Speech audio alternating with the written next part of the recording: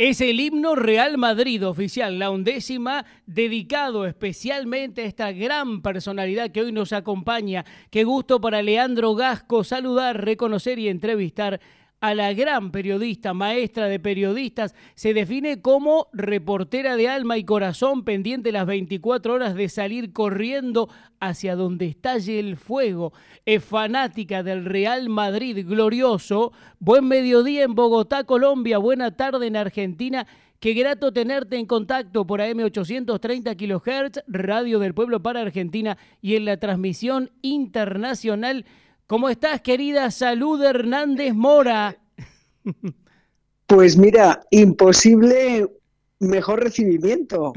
Imposible, vamos. Es el equipo de mi alma y como los argentinos conocen muy bien, pues el fútbol te da la vida muchas veces, ¿no? Las alegrías que le da a uno el fútbol. A veces nos llaman descerebrados y todo a los que somos fanáticos de un equipo, pero pues yo soy madridista desde niña, toda la vida. Por mi abuela materna soy madridista y tengo incluso ya el Madrid te da una insignia cuando cumples 50 años de socia. Yo ya lo cumplí hace 2, entonces gloriosa socia del Real Madrid y madridista hasta la muerte, como dirían. Me gusta eso, me gusta eso. O sea que en honor a ti, madrileña, ejemplo, y a tu glorioso equipo, pues bueno, escuchábamos el himno Real Madrid, la 11ª, y además antes de eso, en el comienzo, yo mencionaba 2 citas de la inolvidable Nati Mistral, que me hizo llegar una cantidad de citas que yo cada programa menciono una, también ella madrileña como tú. Entonces, bueno, la verdad es que el fútbol incluso es pasión de multitudes y aquí en Argentina, bueno, además de la transmisión internacional, nos están escuchando muchos españoles. Tú sabes que en Argentina hay una comunidad, bueno, yo siempre digo, ¿no? Los inmigrantes, sobre todo españoles e italianos, hicieron grande nuestra América Latina y Argentina es un claro ejemplo de eso. Los mejores edificios de aquí, las construcciones de los arquitectos, bueno, todo realmente con esa impronta. Además, inmigrantes que venían a hacer el país grande, a trabajar y a poner todo, ¿no? Españoles e italianos sobre todo, que los elevamos y aprovechando también esta pasión que nos une del fútbol, ¿no? Así que bueno, tú naces un 11 de febrero en Madrid, te destacas, quiero decirlo, para que nuestra audiencia también lo valore como tú mereces, te destacas como periodista, escritora, como reportera sobresaliente del periódico El Mundo, España, tus muy leídas e interesantes columnas también del periódico colombiano El Tiempo, y actualmente das clases de periodismo en la revista Semana, ¿no? Porque ahí ya no solo leerte, escucharte, verte, la verdad que es impresionante, es impecable. Vamos a estar hablando de todo esto, pero en el comienzo quiero que me cuentes, ya hablamos un poquito del equipo, pero de tu Madrid, de tu tiempo en España también. Pues mira, sí, yo tuve la suerte de llegar a Colombia hace 26 años, en febrero precisamente del 98 y al año siguiente pues empecé a trabajar para El Mundo de España, entonces también para El Tiempo. Durante varios años yo fui columnista y luego me pasé a Semana y me encanta. Y España, pues obviamente soy madrileña y siempre dije que tengo la fortuna de haber nacido y tener la familia en una ciudad que me encanta, en donde viven muchos argentinos. Hay unos que emigran porque les gusta cambiar de aires, por buscar otros horizontes, y otros, por desgracia, se ven obligados a emigrar, que eso es lo que más tristeza le produce a uno, ¿no? Cuando no son emigraciones voluntarias, sino forzadas por la situación de su país de origen, porque lo llevan en el alma y además siempre albergan el sueño de retornar en cuanto a la situación mejore. Entonces, pues yo creo que un país que acogió a tantísimos españoles, porque Argentina fue siempre muy abierto, contrario a lo que sucede con otras naciones, pero Argentina fue siempre muy abierto. Era una potencia económica, desgraciadamente todavía pues la arruinaron, desgraciadamente unos gobiernos de facto la han arruinado, pero bueno, Corruptos, no hay que perder la corruptos, esperanza corruptos. No, Sí. no, corruptos ladrones, Sí, ladrones, señora, sí, sinvergüenza, señora. Vos sabés ladrones. que yo lo que le digo, ahora que nos está escuchando Argentina a través de la radio, porque esto es por aire, lo escucha todo el mundo, es abierto, libre. Entonces, yo siempre digo lo mismo. Vos sabés que, mira, hay cosas muy positivas aquí, ¿no? Yo soy a ver, siempre brego porque se apoye un poco a la clase media. Y no porque esté mal que se apoye a la clase baja. Lo que pasa es que lo que está pasando en muchos gobiernos de Latinoamérica, Europa, en otros lados, es que se financia con subsidios a la clase media, a la clase baja. A la clase baja se la financia con subsidios para que no trabajen, se crea como un ejército de vagos y se le saca todo a la clase media que ya está destruida camino a ser clase baja, ¿no? Si no, no se busca el ascenso social. Y no es tampoco hablar en contra de los ricos, pero en Latinoamérica lo que estamos viendo mucho es que la mayoría de los ricos, aquellos que decían grandes, con grandes tierras y demás, terminan siendo los políticos que se roban todo y que no hay justicia, ¿no? La justicia es algo tan importante. Yo digo, en un país en el que no hay justicia no hay democracia, porque a mí no me vengan a decir que si no se cumplen las leyes, que si el corrupto no va preso, que si el narcotraficante no va preso, ¿no? Ahora en Argentina tenemos un cambio de época. Yo he estado durante 2 años por el mundo diciendo que me parecía bien este cambio. Ahora también estamos diciendo, señor presidente, haga lo que tiene que hacer, saque impuestos, ponga presos a los corruptos, porque los corruptos de aquí, digo, kirchneristas y otros, están con el cuchillo preparado. El día que cualquier cosita salga mal, van por todo. Entonces, hay que respetar la democracia, pero también hay que activar la justicia y hay que valorar esa clase media trabajadora que tiene tantos impuestos que no puede sobrevivir. Bueno, te lo hice fácil. No, hombre, es que entiéndeme, yo perdonar, porque es meterme donde, me dirá No, no, meterte no, donde tú nadie te eres llama, una pero gran para mí, de profesional y tienes los, toda la autoridad no, para ponerte donde quieras. no, lo que pasa es que yo cada vez que veo a Cristina Kirchner es que me dan ganas de vomitar, porque no he visto una Ay, ladrona tan desvergonzada como esa, y todavía lo que indigna es que cuando esto está sometido a un juicio, cuando la condenan por corrupta, por ladrona, más poco, porque es que debería pasarse el resto de su vida presa, todavía hay presidentes como el de Colombia, Gustavo Petro, que salen a apoyarla porque dicen que es una persecución política, cuando ni siquiera tampoco tenemos claro cómo es que mataron al fiscal Niman. Entonces, a mí me parece que esa es la gran tragedia en América Latina, es decir, corrupción puede haber en todos los países, pero como decía un presidente colombiano que también era un gran sinvergüenza, hay que reducirla a sus justas proporciones. Es decir, en América Latina, para mí, la gran desgracia, la gran tragedia es la corrupción. Es lo que se come todo el progreso, lo que hace que, como dice usted, la clase media ya, Argentina era un ejemplo, era una maravilla, cómo la destrozan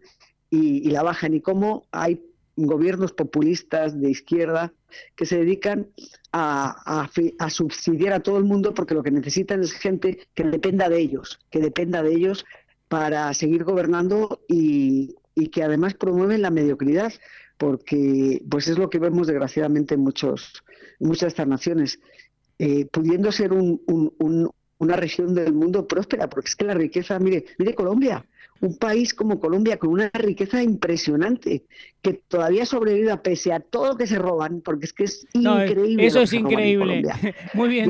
Muy bien dicho eso. Ahora, una cosa muy importante, porque Salud Hernández Mora, yo recomiendo a todos los oyentes que se pongan en Facebook, sobre todo en tu página oficial, Salud Hernández Mora, en Facebook, además de seguirte en la revista Semana, porque la verdad es impecable lo que tú escribes. Por ejemplo, yo leí la carta a Antonella Petro, ¿no? Encuentro descorazonador que un adolescente crea que las proclamas incendiarias, calumniar a tus oponentes y mentir sin ruborizarse sean el camino recto que deba seguir la juventud. Escribes también, si su papá quisiera empezar por unir a un país dividido que más dividido que nunca, tendría que haber aprovechado el 1 de mayo para pedir perdón por el secuestro y asesinato de José Raquel Mercado, sindicalista de la Confederación de Trabajadores de Colombia. Esto que es parte de muchísimos trabajos que algunos vamos a destacar en el programa de hoy, pinta claramente cómo es la situación de Colombia. Tú decías, un país que lo tiene todo, que no lo terminan de esquilmar, casi que mirando las ovejas y el campo, pero también una realidad, porque yo estuve en las marchas anti-Petro que he cubierto también a través del canal de YouTube, y yo vi algo que sí me pareció esperanzador. Yo quiero preguntarte a ti, no sé cómo lo viste desde Bogotá, yo estuve en Cali, pero no se podía caminar por la calle y había una unidad, un respeto y una necesidad de decir basta, no aguantamos más esto, y sobre todo un énfasis claro en no puede ser que ya ha llegado a un punto el amiguismo político y la corrupción desesperante, y que la gente está como harta. ¿Cómo tú lo viviste y cómo ves la actualidad de Colombia y a Petro hoy? Sí, mira, salió muchísima gente a la calle, es decir, el país está dividido, pero le separa un abismo, es decir, entre los petristas y el resto que considera que este gobierno es un desastre. Pero mire, Petro ganó con 11 millones de votos, el segundo le sacó como 500.000 o 700.000 al segundo. Y Petro, de esos 11 millones, la mitad eran votos, porque ya en el mundo se vota tanto a favor como en contra, es decir, hay gente que vota en contra. Entonces la mitad eran votos contra cualquier candidato que pensaran que podía representar a la derecha. Igual que el segundo, que era un loco, la mitad de los votos del segundo no eran suyos, sino gente que no quería que ganara Petro. Entonces, el gobierno de Petro lo que es de una incapacidad de actuación, pero manifiesta, es decir, tiene un grado de ejecución más bajo que ningún gobierno nunca, es decir, hay ministerios que no tienen de ejecución ni el 11%. Es un presidente que se pasa todos los días hace un discurso en cualquier sitio, todos incendiarios, terribles. Siempre insulta al país que no le apoya, pero sobre todo es un presidente que es pésimo gestor. Ya lo fue cuando fue alcalde de Bogotá, que lo que es increíble es la mala memoria de la gente. Cuando él fue alcalde fue un caos absoluto. Y es un presidente que además se salta las instituciones, es un presidente que le encuentra molesto el Congreso, porque es que él, como no ganó por mayoría, pues tiene que comprar los votos que le faltan, y los compra a punta, como dicen en Colombia, de mermelada. Y entonces un presidente que llegó diciendo no, que propugna el cambio, recurre a la politiquería corrupta de siempre, y pese a comprar todo lo que puede, ahora está envuelto en un escándalo de corrupción brutal, precisamente por intentar comprar los votos que le faltaban en el Congreso y en el Senado. Pues se dedica a fustigar a todo el mundo para justificar sus fracasos. Pero bueno, es lo que la gente quiso. Yo siempre digo, la gente quiso este señor. Y lo vamos a tener hasta el 26. ¿Qué hacemos? Es muy difícil.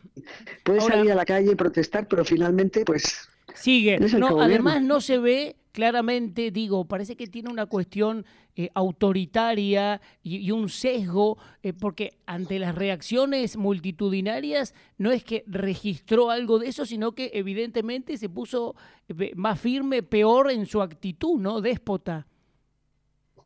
No, es que además él, por ejemplo, salieron, calculan que 1 millón de personas a la calle, sobre todo en Medellín, Cali y Bogotá. Entonces, él se dedica a descalificar. Dijo que era la marcha, porque no sé cómo lo dicen en Argentina, en Colombia no se dice manifestación, sino marcha. Sí, entonces sí, dijo también. que era la marcha de los ataúdes, también. La marcha de los ataúdes, dijo. Es decir, y que todos los que iban apoyaban a los genocidas, los que salieron a marchar apoyaban a la oligarquía, a los genocidas. En fin, es que se dedica a lanzar unas calumnias contra cualquiera que discrepa de él, que además, es decir, es que son más ofensivas, porque tú cómo puedes llamar a cientos de miles de personas que salen a las calles a protestar por una política determinada, acusarlos de matones, que son unos matones que lo que quieren además es dar un golpe de Estado que se está inventando todo el día. Se parece a Nicolás Maduro, todo el día inventa que lo quieren matar, que le quieren dar un golpe de Estado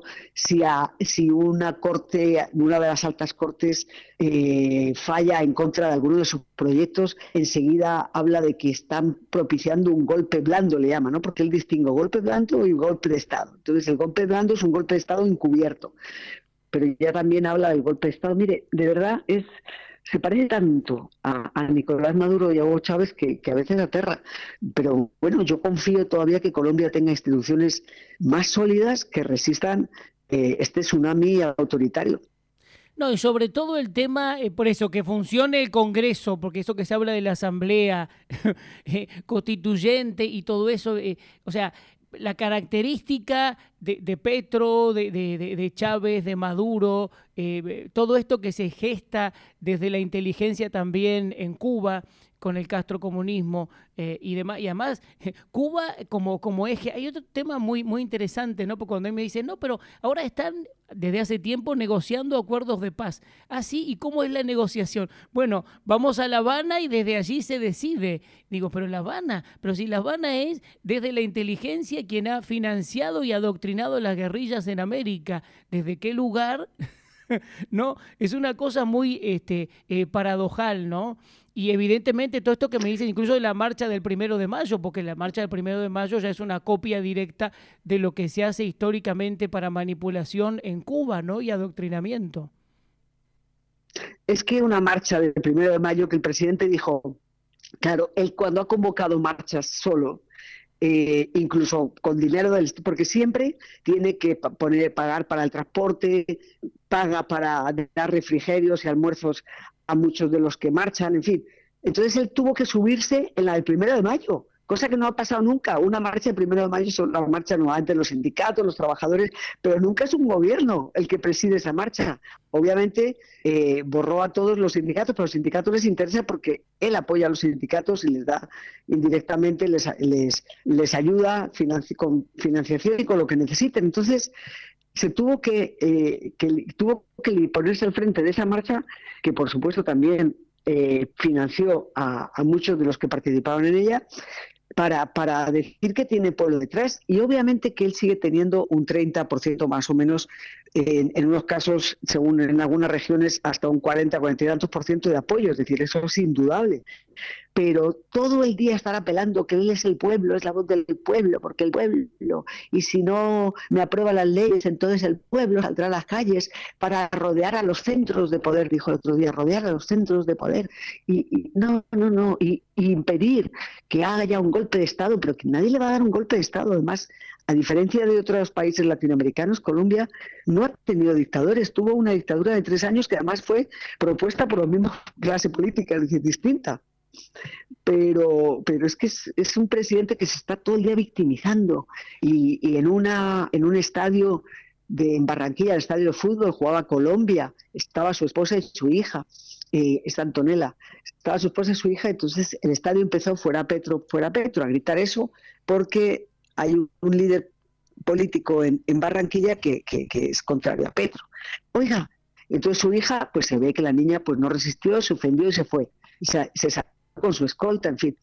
Y entonces Petro al día siguiente, claro, todo el estadio matoneando a mi hija, es que pobrecita, no respetan a una menor de edad, pero si es que nadie sabía ni siquiera que estaba su hija, que habría que preguntarle también de cómo así que utiliza el avión presidencial para que su hija y su esposa vayan a un partido de fútbol, pero bueno, eso ya estamos acostumbrados.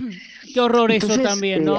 Qué horror eso, porque seguramente cuando a lo mejor se necesita para otra cosa importante no está, ¿no? Eso es corrupción plena y un sistema que se aleja mucho de la democracia, ¿no? Y a mí lo que me parece bien es que en ese estadio se manifieste los ciudadanos, ¿no? Y puedan expresar su sentir, y que tú también lo hagas, porque realmente me parece que por ahí va a venir el cambio, si es que en elecciones pasadas no hubo fraude, ¿no? Porque eso es otro tema que no, también uno no lo puede certificar, pero aquí en Argentina, yo te digo, las últimas elecciones, si no se hubiera hecho la fiscalización que se hizo casi voto a voto, a todos nos deja el saldo a ver, olfateamos que la elección anterior perfectamente podría haber sido un fraude, porque hay una cosa de corporación mafiosa, y si no se cuida el voto, y a veces no hay estructura y dinero para cuidar el voto uno a uno, ¿no? Entonces es otro gran tema también. Es que eso es un problema, por ejemplo, pero mira, en ese momento, claro, es complicado para un público argentina que, como todos nos miramos el ombligo, pues sigues la política muy de lejos, ¿no? De los otros países muy por encima. Pero para que sepan, en el momento en que celebramos las elecciones hace un par de años, había habido lo que llamaron un estallido social, unas marchas salvajes, brutales, tipo las de Chile, que quemaron edificios, agredieron a policías, en fin, fueron un desorden durante mes y medio, un desorden brutal en todo el país, bloquearon carreteras durante meses, acabaron con la ciudad de Cali, destrozaron, quemaron hoteles, en fin, eso fue un desastre. Bien, en ese momento, yo te digo, si no gana Petro, queman el país. Es decir, si el contrario a Petro, que era este señor también, que en fin, que apareció de la noche a la mañana, había sido alcalde de una ciudad y de pronto se volvió el favorito, si llega a ganar por la mínima, los petristas queman el país. Esa gente violenta, esos marchantes tan violentos que se llaman la primera línea, queman el país. Entonces mejor, yo me alegré de que ganara Petro, porque dije, bueno, ya, ahí salimos, porque claro, también Petro se pasó toda la campaña diciendo que es que a él no le iban a permitir ganar, porque es que a él lo iban a asesinar, es que a él la oligarquía en cuanto venciera lo mataban, pero antes era imposible que ganara, porque pero iban a toda robar esta los paranoia, votos. Salud, esta paranoia es que la tiene como a flor de piel ya de su época del M-19, de la guerrilla, evidentemente lo tiene en la sangre, todo eso, y sale de repente como más fuerte por momentos. Ya casi que es un diagnóstico médico esto que te estoy pidiendo. No, es que siempre se victimiza, es impresionante, pero hay mucha gente que se lo compra. Le compra ese victimismo. Es que además miente. Mira, en la campaña electoral llegó al extremo su locura, ya su paranoia, que era un sábado en una de esas verborreas alocuciones que hacía, alocuciones no, de esos mítines electorales, en uno de esos discursos electorales llegó a decir, el martes el presidente Iván Duque el martes ha preparado un golpe para acabar con su candidatura. Y pasó, por supuesto, el martes, el miércoles, el jueves, y las elecciones se celebraron, ganó y nadie había hecho nunca nada. Él ganó y ya está, señor, tenga. Y hizo su ceremonia de toma de posesión y tal, y ahí sigue. Porque además es una persona que lleva toda la vida viviendo del Estado, es decir, que me parece bien, porque él ganó muchas elecciones. Pero miren, cuando él era miembro del M-19 y luego el país amnistía el M-19 y él tiene unos problemas de seguridad, sale del país corriendo, pero no como tantos argentinos que tienen que salir del país corriendo y terminan de meseros en cualquier ciudad europea, aunque hayan sido ingenieros, no. Él se va a la embajada de Colombia en Bruselas y ahí le dan un puestico para que viva el señor. Es decir, toda la vida chupando del Estado, toda la vida. Es que hasta descarado. Pero estas cosas de injusticia, bueno, también a lo mejor tiene que ver con ciertos poderes centrales, con cierta cuestión vincular con el comunismo o con la socialdemocracia. Todo eso seguramente estará en el enlace. Vamos a seguir hablando de la actualidad de Colombia, pero yo quiero que me cuentes del libro Sin Salida, escrito por ti, Salud Hernández Mora, que por ahí yo lo vi en Amazon también, que publicó Galus. Yo antes había visto también un libro ya con el título Acorralada, una historia real, en este caso de Planeta. Ahora es de Galus. Cuéntame del libro Sin Salida, reitero, escrito por ti, Salud Hernández Mora, que publica Galus, que cuando uno dice Sin Salida, 2 crímenes, un secuestro, una pesadilla sin final, la historia real de la mujer más perseguida por la guerrilla FARC, por las FARC, y tiene prólogo de Casimiro García Abadiglio. Pues mira, es la historia. Yo estuve durante 20 años, fui miembro pues, de la ejecutiva, del consejo directivo de una fundación que se dedicaba a luchar contra el secuestro, que se llamaba País Libre. Luego, hace esos 5 o 6 años, se cerró, pero era una fundación que luchó siempre contra el secuestro. Entonces es un delito que yo conocí muy bien, porque imagínate, 20 años teníamos un programa de radio donde las víctimas iban a mandar mensajes a sus familiares secuestrados. Colombia tuvo en el año 2000 el récord de unos 3.200 secuestros en un año, imagínense, extorsivos a manos de las FARC. Es decir, era una situación terrible, y siempre las personas que salían, muchos de ellos, como Ingrid Betancourt, escribieron libros, algunos maravillosos, que yo recomiendo a quien quiera saber lo que es una pesadilla de esas. El libro de Ingrid Betancourt está magistralmente escrito. Escribían el relato de sus años. Es que años de secuestro. Colombia, perdona que me extienda un poco, Colombia ostenta el terrible récord de haber sido el país con los secuestrados de más larga duración. 14 años estuvieron 4 miembros del ejército y la policía, 14 años, y al final las FARC los fusilaron, los devolvieron muertos. 14 años.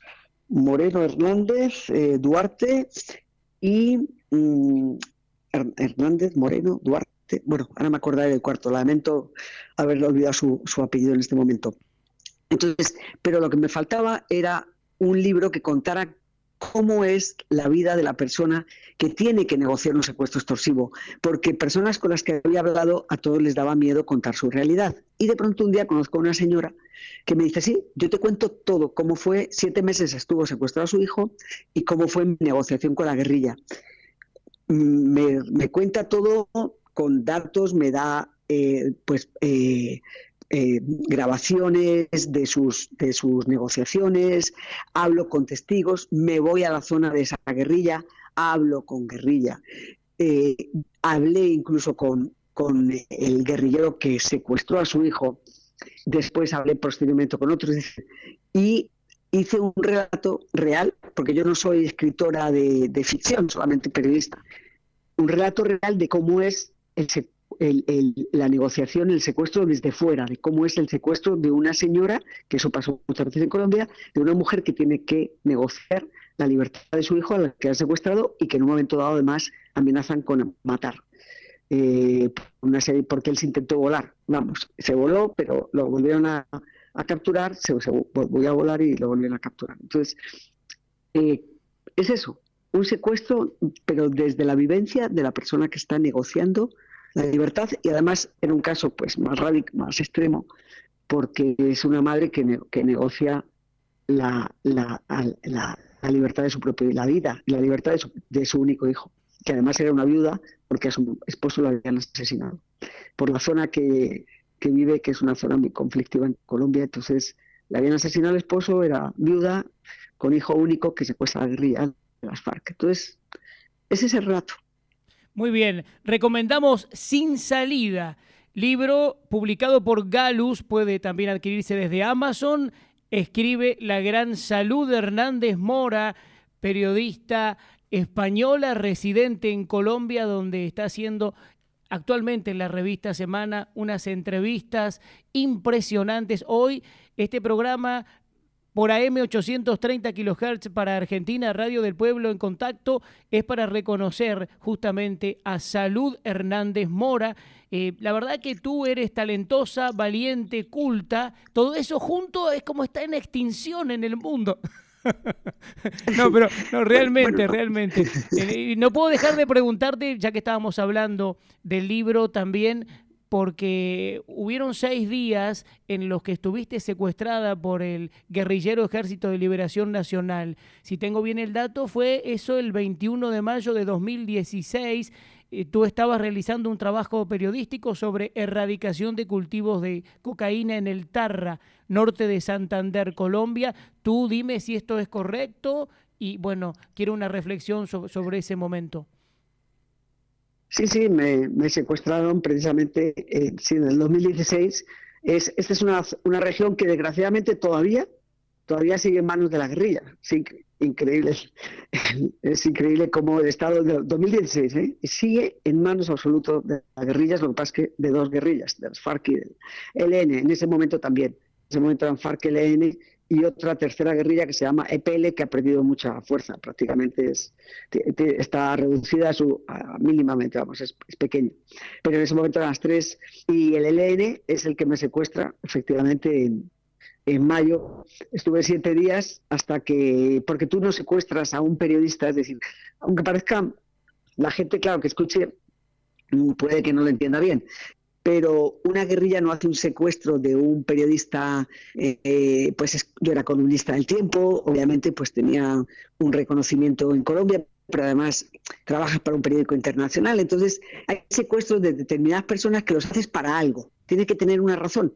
En el pasado también el ELN había secuestrado a 2 periodistas norteamericanos y lo mismo, es decir, ¿como para qué? Entonces, a aquellos extranjeros también los tuvieron que liberar, igual que a mí, porque tiene que haber una razón detrás. No la había, yo nunca entendí qué es lo que hacía el ELN conmigo durante esa semana, que lo que hizo, pues, como yo conocía también el secuestro por esos años que llevaba en País Libre, entonces todavía vivía País Libre, existía, yo conocía también el secuestro, pues yo veía que seguía el patrón de los secuestros, es decir, te secuestran y enseguida te dicen, espera un momento, que ya le van a traer ropa, y te traen la ropa de secuestrado, por así decirlo. Entonces te tienes que cambiar y vestirte con botas de agua, que, pues pantalón negro, con también la camisa negra, en fin, todo de negro y nada, y ahí a las órdenes de los guerrilleros que van con fusil, también es absurdo, porque yo en un momento dado les dije, me tenían el primer día como 8 o 10 guerrilleros, digo, pero es que esto es ineficiente, le dije además al comandante, digo, es ineficiente porque es que yo no me voy a ir a ningún lado, ¿dónde me voy si no sé ni? Si es que yo me pierdo, primero tengo mal sentido de la orientación, no conozco la zona, es selvática, yo que me voy a ir a dónde. Pero bueno, a partir de entonces tienes que seguir a unos guerrilleros que se pasan todos los días moviéndote de un lado para otro.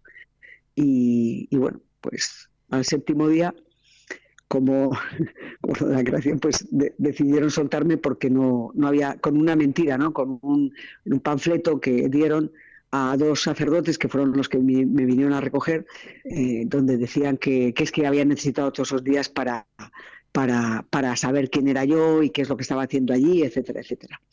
Pero bueno, pues la guerrilla del ELN es así y siguen secuestrando, pero la guerrilla casi siempre secuestra por motivos económicos, para sacar dinero. Y yo tuve suerte porque estuve 7 días y, como le decía, Colombia ostenta ese tétrico récord de tener de secuestrados de 14 años, pero estuvieron muchos 10. Ingrid Betancourt estuvo 6 y pico. Es decir, unas locuras que son inimaginables para una persona en Argentina, que alguien pueda estar 10 años secuestrado, 5 años, 3, yo no sé, le podría contar tantos secuestros. Lo mío fue una semana, entonces al lado del otro, pues poco tiempo, la verdad. Salud, yo quiero decir también que lo he investigado mucho durante años. Entre 1969 y 1979 hay un registro de más de 17.000 entre secuestros, extorsiones y demás que acontecieron en Argentina cuando con la guerrilla, ¿no? Montoneros, ERP y otras agrupaciones. Si bien durante algún tiempo hubo gobierno militar, hay que decir que había un plan orquestado como para implantar el comunismo en América Latina, ¿no? Y de hecho llama mucho la atención porque hubo más de 1094 asesinatos durante ese tiempo, 1969 al 79, incluso una orden de un gobierno constitucional en Argentina, de Estela Martínez de Perón, para aniquilar a la subversión con un decreto. Pero todo esto quiero decir porque lo llamativo es que muchos de esos guerrilleros y sus familias fueron indemnizados aquí con millones de dólares y las víctimas del otro lado nunca reconocidas. Hay una ONG, CELTIP, que hizo un trabajo muy interesante, ¿no? Pero bueno, estas cuestiones de la historia también, y la justicia también, que en su momento condenó sin sentencia a militares, incluso enfermos, y no pasó lo mismo con los guerrilleros, ¿no? Esas cosas en la historia, y Argentina tiene una deuda con eso. Bueno, me imagino que algún día se tendrá que empezar a saldar a ver si este gobierno hace las cosas bien, porque la vicepresidente es quien a través de la ONG hizo toda una investigación, así que, y la justicia, mira qué paradoja, en Argentina hubo jueces y fiscales que fueron guerrilleros y ellos juzgaban desde qué lugar, ¿no? Pues eso, y esto evidentemente tiene un plan de socialismo, de comunismo y de corrupción definitivamente. Pero te digo todo esto de la guerrilla porque yo sé que desde 2019 estás en la revista Semana, que estudiaste en la Universidad Complutense de Madrid, que tienes un máster en New York University, que trabajaste también en Europa Press, en Antena 3 Radio, pero que en 1981 entrevistaste a Carlos Iglesias por el secuestro de su padre, Julio Iglesias Puga, que fueron 19 días atribuido a la terrorista banda guerrillera ETA, ¿no? Sí, eso fue un caso muy singular. Yo además era cuando empezaba a hacer periodismo, pero vamos, destacaron esa entrevista que hice, porque obviamente hice muchas, precisamente por mi trabajo después, años después, en País Libre. ¿Quién me iba a decir a mí que cuando empezaba mi labor de reportería iba a trabajar más tarde. Bueno, trabajar no, porque era una colaboración sin cobrar, es decir, de esta gente, pues cuando colaboras con fundaciones, pero que me iba a trabajar en algo o iba a colaborar con una fundación dedicada a luchar contra el secuestro. Sí, ese fue un secuestro extraño porque pues Julio Iglesias en ese momento era un cantante famosísimo, también lo es ahora, pero ahora mismo los jóvenes no saben seguramente ni quién es, pero en ese momento pues era uno de los principales, y sí secuestraron a su padre y fue algo que conmocionó a España en ese momento, porque desgraciadamente cada vez que hay terrorismo en España parecía, cuando mataban policías, no, como que ya no pasaba nada, es decir, le dan importancia al principio y luego la gente pasa por encima del cadáver como si fuera nada. Ahí, sin darle importancia, sin ver el ser humano que hay detrás, ¿no? Y como tú muy bien dices, luego se les perdona. Precisamente en España pasa lo mismo. Hay un partido político que es heredero de ETA y que nunca ha condenado al terrorismo salvaje, y además que rinde homenaje a los etarras. Entonces, desgraciadamente parece que en eso somos todos muy parecidos, ¿no? Desgraciadamente. Ay, yo me acuerdo de una frase cuando yo la he entrevistado a la querida Nati Mistral, que sabes que yo la admiro porque una gran recitadora, cantante y más valiente, ¿no? Y ella como que hizo como un preanuncio en algún momento de lo que se iba a venir, ¿no? Incluso con este personaje nefasto, Iglesias, y con Pedro Sánchez, ¿no? Y alguna vez dijo, soy tan de derecha que los de derecha me parecen de izquierda, ¿no? Así era mi mamá. Yo soy una derecha más centrada, por así decirlo. Yo soy de derecha, además sin complejos. Es decir, porque es que eso, mire, yo no sé, los que nos están escuchando que sean de derechas, hay una cosa, por ejemplo, que uno ve en España y uno ve en Colombia. Dije, hay un complejo. Entonces, cuando te dicen, es que usted es de derecha, es como si fuera un insulto. Digo, pues claro. A mucha honra.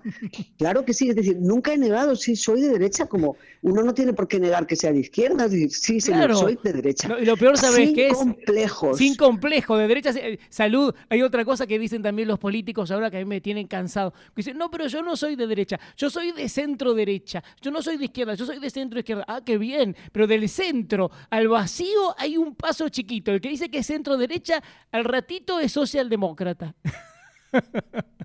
No, pero sobre todo, no, tú puedes ser de una derecha pues más moderada, porque hay distintos, es decir, esto hay muchos grises. Entre la derecha hay muchos grises, como hay muchos grises en la izquierda. No es lo mismo un tipo socialdemócrata tranquilo, moderado, como por ejemplo en Alemania, que es un ejemplo para nosotros, que jamás tampoco vamos a seguir, pero que son capaces, como Angela Merkel, de hacer un gobierno con la socialdemocracia y el Partido Conservador en un momento de crisis económica, es decir, que son capaces de unirse. Eso en España es impensable, en Colombia es impensable.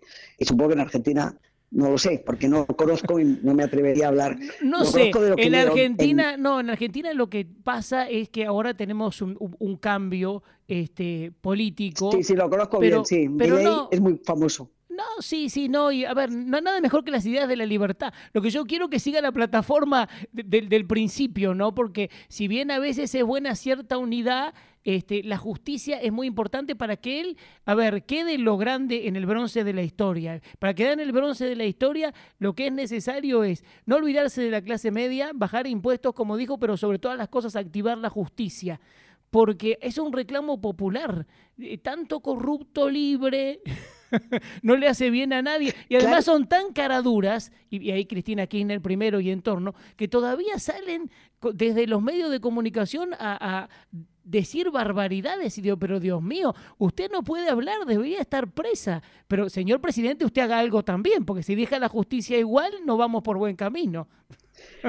Lo que pasa es que es muy difícil para un presidente hacer nada en la justicia. Para mí, por ejemplo, es que yo cuando veo a Cristina Kirchner, que me enferma, esa mujer me enferma.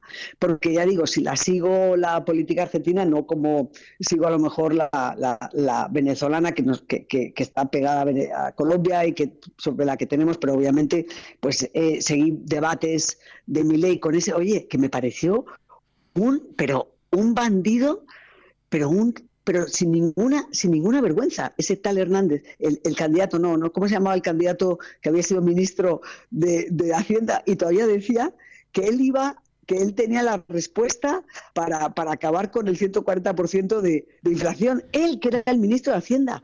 Oiga, me pareció un desvergonzado, pero muy hábil. Yo en un momento dado dije, este es capaz de ganar, miente con una... Es que no se le mueve un músculo, es decir, es de un cínico, pero de premio. Es que ¿sabes lo que pasa? Salud, tanto Massa, Cristina Kirchner, todo, bueno, el que era ministro de Salud, realmente, lo que pasa es que toda esta gente prontuariada, por eso es que es importante la memoria del pueblo, que registren todo para no repetir errores. Lo mismo que los sindicalistas está bien, paran el país, pero todos son multimillonarios. Y en base al Estado, ¿no?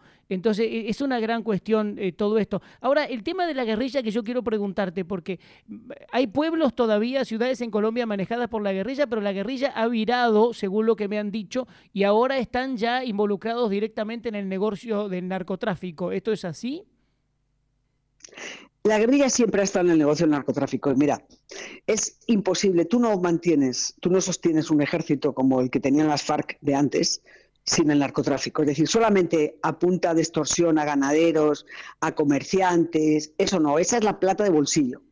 Y la guerrilla lo mismo, es decir, siempre ha sido la guerrilla narcotraficante. Entonces, puede estar más o menos involucrada. Hay veces que la guerrilla solamente cobra el impuesto al narcotráfico, pero las FARC han estado involucradas en toda la línea de producción. Siempre. ¿Qué pasa? Que la de ahora... pero antes lo revestían de un ideario político que era falso, pero estaba revestida de esa. La actual se dedica al narcotráfico, a la minería ilegal de oro, que por ejemplo el ELN vive en gran parte por la minería ilegal de oro. Luego se le llena la boca hablando de medio ambiente, pero vive de eso en gran parte.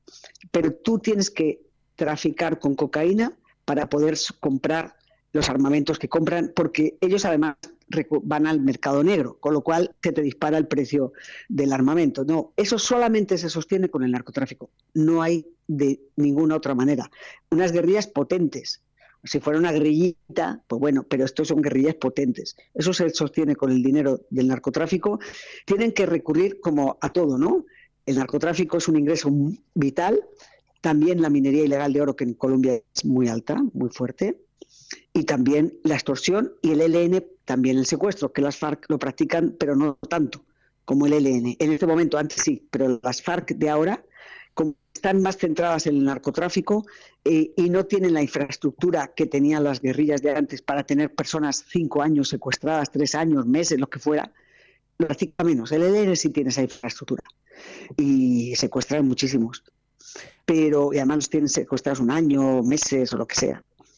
Pero tú necesitas el narcotráfico. Eso es clave para todas las guerrillas en Colombia.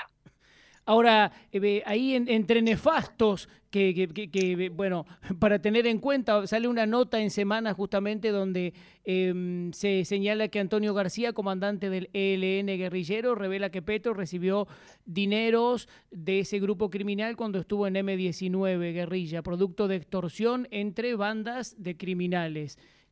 Ahí leía la información, pero yo quiero destacar porque tú la verdad que tienes una labor ejemplar, Salud, adviertes en la revista Semana sobre la presunta estafadora Betsabe Ceballos, sobre los corruptos en Baupés, Amazonia colombiana, que se pierde plata, 2.000 millones en estudios de relleno sanitario, bueno, la FARC y el internado Gentil Duarte de San Vicente de Caguán. A ver, la columna que has hecho también titulada A Uribe lo va a meter preso el petrismo, el 11 de mayo también, opinión, la paz de Petro, vagabundos corruptos y politiqueros, sacar a las calles coordinadoras de las fuerzas democráticas, modelo chavista, que lo hablamos, y el tema también de intentar decretar una conmoción interior, ¿no? O sea, esto del delirio constituyente, que se nota grave, ¿no? También las visitas que señalas del hermano Nicolás Petro e hijo a narcos en La Picota, para negocio votos, ¿no? Una realidad candente y el pueblo que debe estar informado y despertar conciencias, por eso tan importante tu labor. Pues uno intenta, ¿no? Como periodista, tú sabes que uno intenta pues alertar, ya te digo, por ejemplo, hay una región en Colombia que se llama Guajira, que está al norte, es fronteriza con Venezuela, y el presidente Petro pues ha hecho de esa región uno de los focos de su gobierno. Bien, es una región donde la corrupción es salvaje, inabordable. Bueno, pues para que te hagas una idea, yo llevo denunciando ya, llevo como 3 años yendo a esa región, a unos pueblos donde han despilfarrado 300.000 millones de pesos colombianos. Eso no sé traducido, pero para que se haga una idea, es decir, 300.000 millones, vamos a ver qué podría decir yo. Hay un escándalo porque iba a haber un proyecto para poner internet en muchos pueblos alejados, porque Colombia es un país gigantesco, además con 3 cordilleras andinas, es decir, y ese proyecto se lo robaron y fueron 70.000 millones para poner, imagínate, en no sé cuántos pueblos. Es decir, 300.000 millones es una brutalidad. Bueno, pues se lo han robado. Se lo han robado construyendo lo que se llama en Colombia elefantes blancos, que son edificios que no sirven para nada. Entonces meten mucho cemento y lo dejan botado, lo dejan ahí, ¡hala! Y no sirve absolutamente para nada. Pero lo que te da pesar es que tú denuncias una vez, denuncias otra vez, vuelves y denuncias y no pasa nada. Y nunca pasa nada. Y solamente van a la cárcel pues uno de cada, no se sabe, y no sabes muchas veces por qué sí y el otro no. Pero como tú decías de Cristina Kirchner, como pasa ahora cuando hablan de una transición pacífica en Venezuela. Es decir, mientras una Cristina Kirchner no termine tras las rejas, es que tiene muy poca credibilidad cualquier lucha contra la corrupción. No, y lo de Venezuela igual, lo de Venezuela igual porque es un sistema que lo tiene todo monopolizado. El comando electoral, la justicia, todo, entonces es muy difícil. Eso, lo que debería pasar es que Maduro y entorno vayan todos presos, ¿no? Y ahí sí hay un cambio, una apertura democrática. Yo sé que no es fácil, ¿no?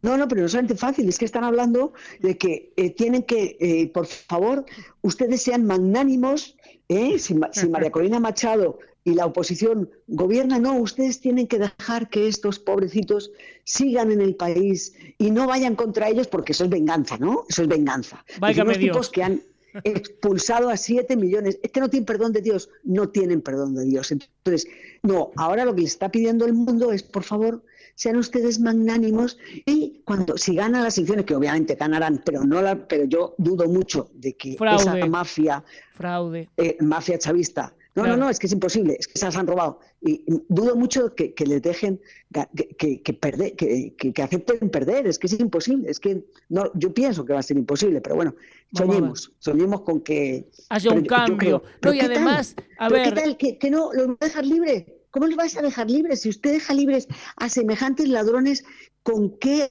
autoridad moral vas a luego a detener a un alcalde de un pueblecito porque se ha robado $1.000 y resulta que es que Nicolás Maduro se han robado, calculan $500.000 millones, que eso sí lo entienden los argentinos, 300.000 millones de pesos, a lo mejor convertidos. No, y ahí está, Colombia, a ver, hablamos de Colombia y lo relacionamos con Venezuela, ¿no? Porque Venezuela es un narcoestado y además de eso, parecido a muchas situaciones de Cuba, hay presos políticos, hay ejecuciones, o sea, el clima es terrible realmente, así que auguramos que haya un cambio. Yo antes del final no quiero dejar de decir que me pareció muy interesante tu investigación, que iba a explotarse allí como hotel agroecológico Ariari sobre la finca que hiciste y los proyectos ahí de millones de la izquierdista Piedad Córdoba en Puerto Lleras, 144 hectáreas que compró inicialmente a 1.000 millones, que la Corte investiga además si esa plata provenía de negocios de la senadora cuestionada con Alex Saab, testaferro de Maduro, ahora que estamos hablando de Maduro, mira.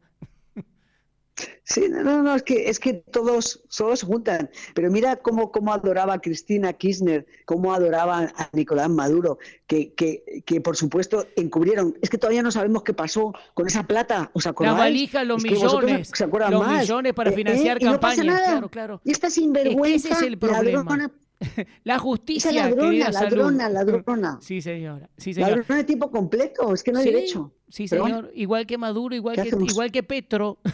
A ver, lo que queremos es que se active la justicia. Es lo que hace falta acá. Por eso Milei tiene que hacer las cosas bien y por eso lo seguimos para que haga las cosas bien y le advertimos, porque necesitamos un bloque libertario, con justicia y con instituciones fuertes en América para hacer presiones y que esas presiones impulsen un continente distinto, ¿no?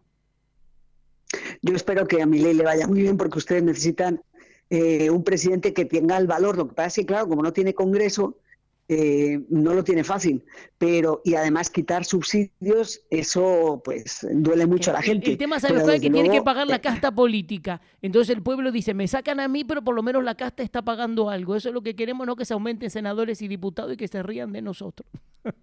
Bueno, no, a mí solamente ya la foto de él yendo un fin de semana en avión normal, pagándoselo de su bolsillo, a mí increíble. Eso ya... Vamos, me encantó, porque es que ¿por qué tenemos que estar pagándoles a todos? Todo. Es que es una corrupción brutal, es que esa casta, estamos hartos de trabajar para ellos. Además, ¿sabes qué? Mira, la aerolínea de bandera pierde millones de dólares. Entonces, si el país no está para eso, y eso pasa en el mundo, ¿no? Todo estatismo descontrolado, desgraciadamente, y corrupto, que ya el pueblo no puede bancar más. O sea que ese sí es un ejemplo de Javier Milei. Bueno, esperamos que se cree un bloque, la verdad, en América y que la libertad avance por el bien de nuestras instituciones. Libertad, verdad y bien. Te dejo el minuto final para saludar a tus seguidores. Salud Hernández Mora, agradeciéndote y bueno, diciéndote que este programa ha sido para reconocerte, para Leandro Gasco, un honor enorme. No, pues para mí, bueno, muchísimas gracias por tenerme, gracias a toda tu audiencia, a los que nos escuchen, y solamente desear suerte a Argentina, porque Argentina merece volver a ser lo que fue.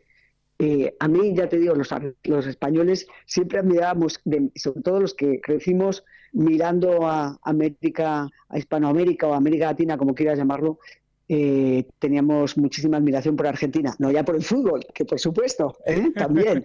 Y no digo de qué equipo argentino soy, porque entonces la otra mitad me va a detestar, pero sí, yo os deseo lo mejor, y que Argentina vuelva a ser el país grande que fue. Que así sea, y además agradecemos mucho a los españoles, a los madrileños en tu nombre, especialmente porque Argentina también es grande gracias a ustedes, que vinieron a trabajar y la hicieron grande en un tiempo muy especial de la República Argentina. Así que yo en ti elevo la bandera de agradecimiento a la hispanidad, a los españoles, y te reconozco. Salud Hernández Mora, gran periodista hispana, hispana y universal, a leerla y a seguirla a través del Facebook, Salud Hernández Mora, y también en la revista Semana. Un abrazo enorme, muchísimas gracias, felicitaciones, salud. Gracias a ustedes y feliz tarde. Gracias a ustedes. Muy bien. Muchas gracias, amigos. Gracias. La verdad que fue fascinante entrevista, reconocimiento, hemos hablado de todo y vieron qué valentía, qué talento, qué humildad y qué trayectoria tiene increíble. Está radicada en Bogotá, Colombia, es una española enorme profesional en los medios más importantes del mundo, como bien lo hemos citado. Así que gracias, este ha sido un reconocimiento especial en Contacto por AM830 Radio del Pueblo en Argentina, a la gran periodista Salud Hernández Mora. Gracias, Sebastián Subirán, operación técnica puesta en el aire. Nosotros nos vamos a encontrar el próximo domingo de 14 a 15 viajando por el mundo en Contacto con entrevistas especiales. Abrazo grande, hasta la próxima. Sigan en la programación de Radio del Pueblo. Chau, chau.